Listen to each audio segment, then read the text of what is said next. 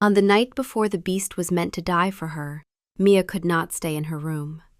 Snow covered the palace courtyard, and the torches along the northern wall trembled in the wind, as if even fire did not want to look toward the forest. Tomorrow, the first duel would begin. Not a tournament. Her father had forbidden that word. This was a loophole, the last one the king had found between his daughter and the prophecy. 3 duels. If the beast won all 3, Mia would become his wife. If he fell, there would be no one left for her to marry. So simple. So monstrous. All day she had tried to believe her father was not arranging a killing. He was protecting her. The beast had come on his own. No one had asked him to leave the northern forest and stand before the throne in terrible silence. But whenever she imagined the morning, the thought returned. Someone would bleed because of her. Perhaps the beast. Perhaps the men chosen to save her. Perhaps the whole kingdom, if the prophecy refused to be cheated. Mia took her cloak and left. The corridors were almost empty. When she passed the eastern wing, her eyes found the locked door at the end of the hall. 2 years ago, that door had only one warning: do not enter. Of course they had entered. 3 sisters, alone in the palace while their father fought a war in the south. Inside there had been no treasure, no corpse, no monster. Only a book. A book that had predicted her eldest sister would marry the Prince of the East, her second sister the Prince of the West, and Mia would become the bride of the northern beast. They had laughed then. Then the first prince came in spring. The second came in autumn, and 3 days ago, when snow closed the northern pass, the beast walked out of the forest. Mia tore her gaze away from the door and went outside. The cold struck her face, and at last she could breathe. She walked toward the northern wall. Perhaps because the forest waited beyond it.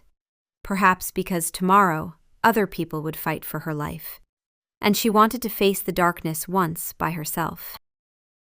The small servant's gate was unlocked. Beyond it, the ground sloped toward a frozen stream. On the other side stood the first trees of the northern forest. No torches, no voices, only snow and shadow. Mia stepped forward. "You should not be here." She turned. A man stood beneath an old apple tree near the wall. She had not heard him approach. He was tall and pale, with dark hair touched by the wind and eyes that at first seemed gray. Then he came closer, and she saw they were not gray. They were winter-colored, eyes like the sky before snow. "Usually," she said, once her voice returned, "when a strange man appears in a palace garden at night, the princess is the one who says that." He almost smiled. "Then I should leave before you call the guards." "If I wanted guards, I would have called them already." "Is that trust?" "No, curiosity." His smile appeared fully, just for a moment. It looked unused.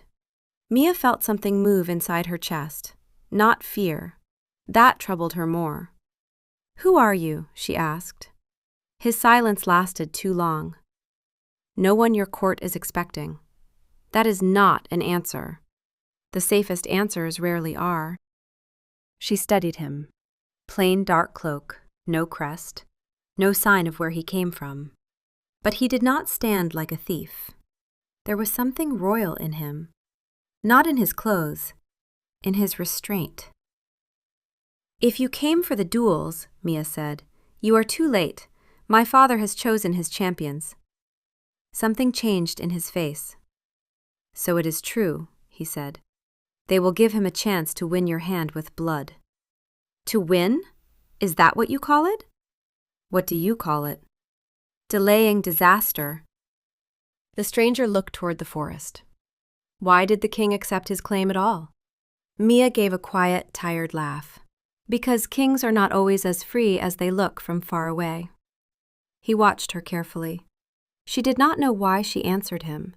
Perhaps because he was a stranger. Perhaps because tomorrow someone would die, and she was tired of silence. "There is a book in the palace," she said. "It predicted my sister's marriages. Both came true." "And yours?" The cold slipped beneath her sleeves. Mine said I would become the bride of the northern beast. He did not move, only his eyes darkened. And if you refuse? My father's kingdom will fall. For a moment, something crossed his face that she had not expected. Guilt. That is why the duels, he said. That is why the duels. If the beast dies, there can be no marriage. And perhaps no prophecy. Perhaps. The way he said it irritated her. You do not believe that. I believe prophecies are rarely so easily deceived. So you think I should simply go with him? I did not say that. But you thought it. He was silent. Then he said, I thought that perhaps a beast does not always come because he wants to take something. What else would he come for? He looked at her, and Mia, without understanding why, fell silent. Perhaps he is looking for someone who will not see only his skin. The words should have sounded absurd. They did not. The first bell rang from the palace. The man stiffened. I have to go. At least tell me your name. For one moment he looked as if he might break some law older than any her father had written. But when he spoke, his voice was only a whisper. I cannot. Disappointment struck her harder than it should have. Then perhaps you truly are no one. His eyes softened. No, he said. You simply do not know what to call me yet. Then he left, not toward the palace, toward the forest. The next morning, the beast entered the arena without a sound. He was enormous, covered in snow-white fur marked with old scars. His head looked like something between wolf and boar, with heavy jaws and curved tusks dark as tarnished silver. He did not speak. He did not growl. He only stood in the center and waited. The first champion was the captain of the palace guard, a man who had won real wars. The captain attacked first. The beast moved aside, then struck. The sword flew from the man's hand and landed in the snow. The beast could have killed him. Everyone saw it, but he did not. He only placed one massive paw against the fallen man's chest and waited until the judge declared the duel over. When he stepped back, blood dripped from his foreleg. A small wound, almost nothing. Mia told herself she did not care. That evening, she returned to the northern wall. She told herself she was not looking for the stranger. He was waiting by the stream. He was paler than he had been the night before, and his left arm was bandaged beneath his sleeve. Mia noticed, then hated herself for noticing. You were right, she said. The beast did not kill the captain. Did you expect him to? I do not know what I expected. His smile was sad. That is a beginning. Why do you speak of him as if he is not a monster? He looked toward the forest. And if he is not? I saw him. So did I. Then you know what he looks like. I have seen men who looked better and were far more cruel. She did not want that to touch her. It did. The second duel was worse. Her father had chosen a knight from the western border, a man who did not try to fight beautifully. He tried to survive. And he almost did. His blade cut the beast's shoulder, then his thigh, then the shoulder again. The blood on the snow looked too red.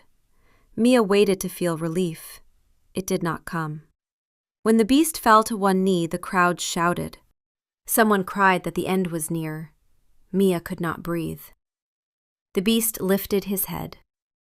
For one moment, his gaze found hers, and she saw something no monster should have had in his eyes. Not rage, not hunger. Shame. As if the very fact that she saw him like this hurt him.